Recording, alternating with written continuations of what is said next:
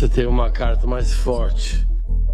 Sei que você não joga cartas como disse uma vez, lembra disso? Mas às vezes...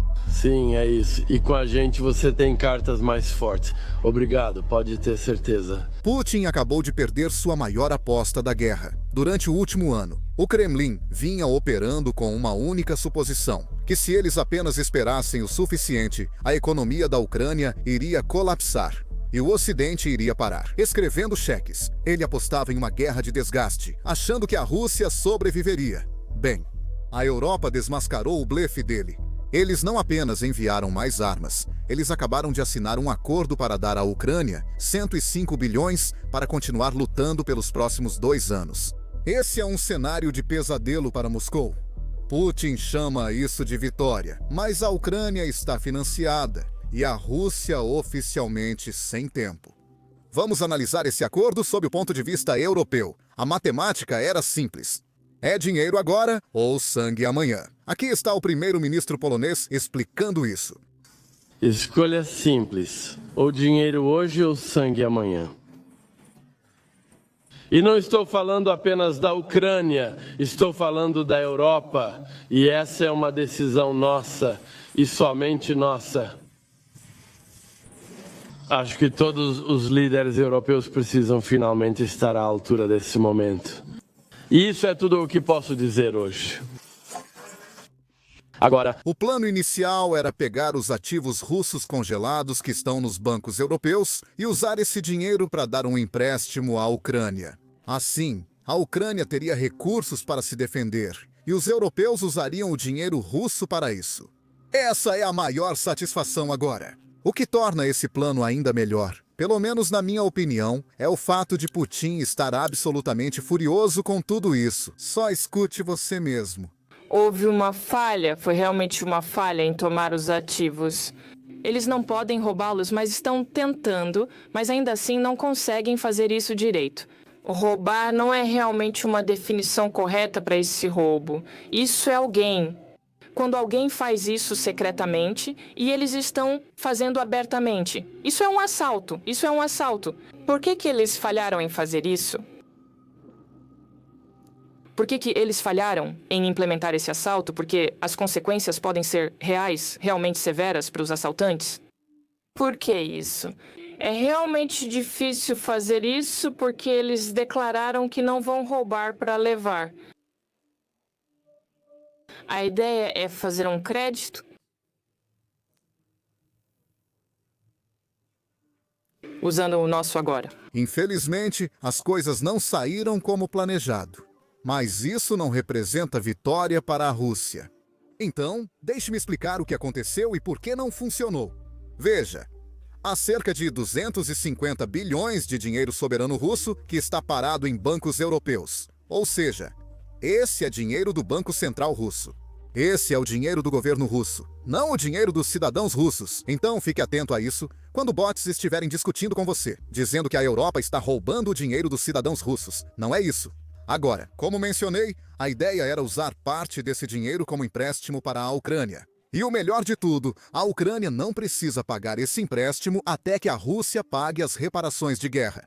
Agora, a Ucrânia pagaria o empréstimo e a Rússia poderia sacar o dinheiro soberano que estaria nos bancos europeus. Havia um problema. 80% do dinheiro que a Europa tem está em um banco na Bélgica, o Euroclear. Ele tem cerca de 200 bilhões de dinheiro soberano russo. E a Bélgica tinha algumas condições razoáveis para basicamente concordar com esse plano.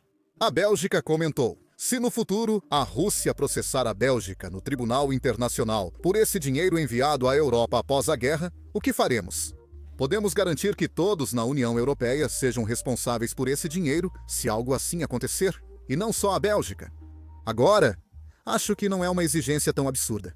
Ainda mais, considerando que a Bélgica tem um produto interno bruto de 600 bilhões. Eles não querem ser responsáveis por 200 bilhões caso algo dê muito errado no futuro. Lembrando que essa decisão é da União Europeia, não só da Bélgica. Então, deveria ser todo mundo que você sabe. Assume a responsabilidade se algo der errado no futuro. E também é importante ressaltar que a Bélgica não é pró-Rússia de forma alguma. Eles não estão com fome. Eles só não querem estar do lado prejudicado caso algo dê errado. Agora, é aqui que as coisas ficam um pouco mais complicadas, porque, claro, estamos falando de geopolítica. Quando a Bélgica fez essa exigência em novembro, a União Europeia praticamente concordou. A União Europeia disse algo como: ok, vamos garantir que todos tenham responsabilidade por esse empréstimo agora. Nesse momento, acho que a Bélgica fez uma exigência maior e foi além. Eles disseram que não queriam apenas a garantia para os 200 bilhões que estavam em seus bancos. Eles queriam uma garantia ilimitada. Ou seja, se a Rússia fizesse qualquer coisa para retaliar contra a Bélgica ou empresas belgas, eles queriam que a União Europeia ajudasse. Muitos chamaram isso na mídia de cheque em branco. Chamam de cheque em branco porque não sabemos como a Rússia reagiria. Será que Putin atacaria bancos europeus? Será que ele vai atrás das empresas europeias? Será que ele vai atrás dos aeroportos europeus, certo? Já vimos a Rússia usar drones para fechar aeroportos temporariamente. Então, não sabemos o que ele faria. E é aí que alguns líderes europeus ficaram hesitantes em simplesmente dar um cheque em branco. Porque eles não sabem com o que se comprometem, nem a economia futura. Porque o custo pode variar e eles não querem ajudar, enquanto outros discutem economia. Porque, politicamente, isso provavelmente não é uma fórmula vencedora. Então eu entendo o ponto que a Bélgica está tentando fazer, mas também entendo o ponto que todos os outros líderes europeus estão tentando fazer. Ninguém aqui é contra a Ucrânia receber o dinheiro necessário para se defender. Felizmente, não precisamos negociar por muito tempo, pois houve uma solução que apresento agora. Os Estados-membros concordaram em financiar a Ucrânia por meio de empréstimos da União Europeia nos mercados de capitais, no valor de 90 bilhões de euros para os próximos 2 anos. Faremos isso por meio de uma cooperação reforçada, respaldada pela margem orçamentária da União Europeia e baseada em um acordo unânime para alterar o quadro financeiro plurianual. Da mesma forma que o empréstimo de reparações, o que é muito importante aqui, a Ucrânia só precisaria começar a pagar o empréstimo quando receber as reparações. Até lá, os ativos russos imobilizados permanecerão imobilizados e a União reserva-se o direito de utilizar os saldos em dinheiro para financiar o empréstimo. Essa é a solução que encontramos juntas e, como discutido nas últimas semanas, o financiamento da Ucrânia, além de 2027, fará parte da próxima discussão do quadro financeiro plurianual. Então, essa solução é bastante parecida com o plano inicial, com apenas uma mudança importante. Então, os ativos russos que estão nos bancos europeus, bem, eles estão imobilizados permanentemente. O que isso significa? Antes, a União Europeia votava a cada 6 meses para renovar as sanções. Agora isso não é mais necessário. Os 250 bilhões em ativos deles vão continuar lá por bastante tempo, certo? Mas além disso, eles também estão dando 105 bilhões de dólares em empréstimo para a Ucrânia, que a Ucrânia não precisa devolver. Só poderá pagar se receber indenizações de guerra da Rússia. Sejamos honestos, isso dificilmente vai acontecer. Esse dinheiro que a União Europeia está dando não vem de ativos russos, mas sim de empréstimos feitos pela própria União Europeia. No mercado aberto, acho que só venderão alguns títulos. A diferença importante é que, mesmo com os outros pontos do plano iguais, o dinheiro vem da União Europeia, não de ativos russos. Mas é aqui que muita gente está fazendo parecer que é algo maior do que realmente é. Lembrando que os ativos russos seguem nos bancos europeus. Se a Europa quiser usar isso no próximo ano para conceder ou pagar empréstimos à Ucrânia, pode fazê-lo. Eles ainda têm essa opção, mas até agora o dinheiro veio da União Europeia, não dos ativos russos. Para a Ucrânia, isso não importa, certo? Receber dinheiro é igual.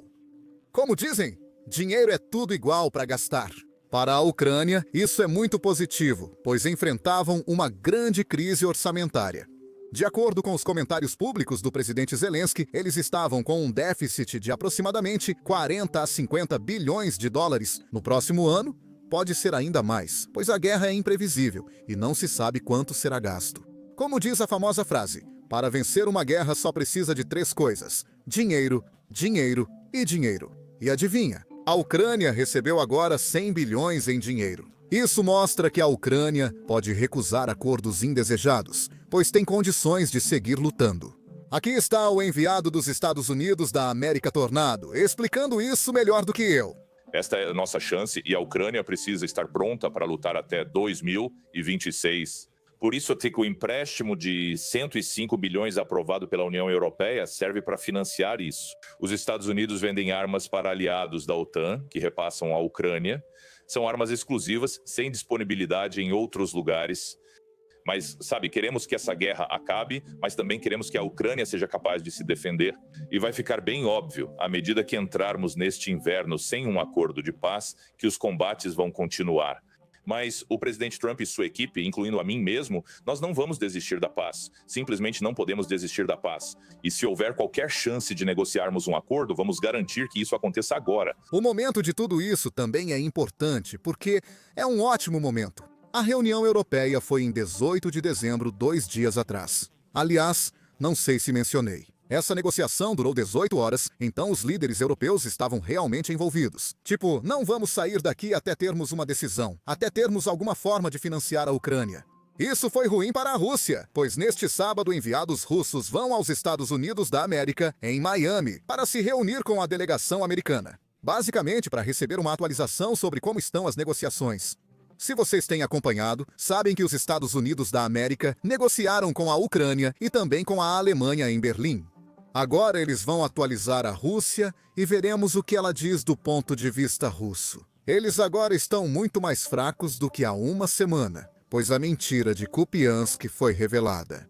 Putin quer que todos pensem que o exército russo ainda controla Kupiansk. Mas, na realidade, vimos Zelensky em pé na cidade, fazendo um vídeo enquanto Putin faz suas afirmações sentado no Kremlin e cercado por defesas aéreas. Acho que já dá para adivinhar quem é mais convincente.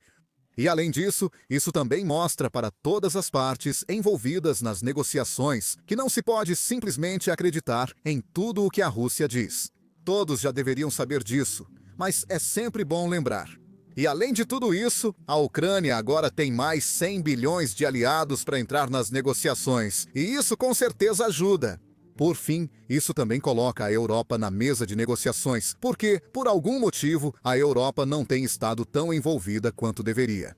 E, acredite ou não, a Europa agora está financiando a defesa ucraniana, e isso significa que eles vão ter voz em como essa guerra vai terminar. Não importa se Putin gosta ou não, o próximo segmento chega para assinantes do Basics Insider. É a história de um general russo que recebeu uma medalha de Putin e agora está morto. Se não for membro, inscreva-se agora pelo link na descrição ou QR Code na tela. Ou você pode simplesmente acessar basicsinsider.com. Ao virar membro, você acessa muito conteúdo sem censura que não podemos postar no YouTube. Além disso, você receberá conteúdo extra feito com alguns episódios de notícias. Você pode se inscrever? Nos vemos lá!